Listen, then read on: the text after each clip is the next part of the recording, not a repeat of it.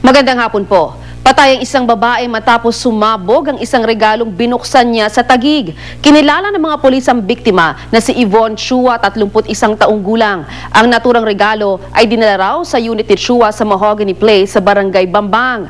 Pagbukas ng biktima ng regalo na nakabalot pa ng maganda ay bigla raw itong sumabog. Patuloy naman ang investigasyon sa insidente. Samantala sa ibang balita, naghain ng motion for reconsideration si Mang Lauro Visconde kaugnay sa pag-absuelto sa mga akusado sa Visconde Massacre case. Kasama naghain ni Visconde si Attorney Persida Acosta at iba pang abogado ng Public Attorney's Office.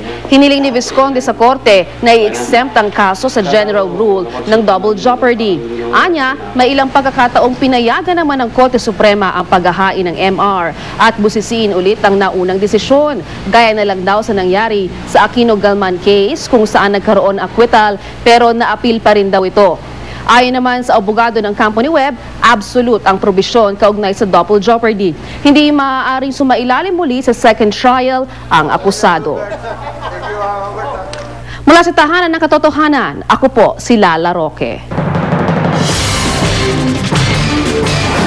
30 pamilya sa Baclaran nasunugan, magbabagong taon ng walang tirahan.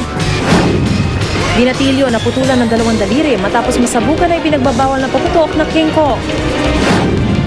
At Algera Brenica humingi ng payo sa regional machete na si Cesar Montano. Tutukan sa 24 oras dahil hindi natutulog ang balita. Mamaya pagkatapos ng bantatay at bago ang Jillian na mamasko po.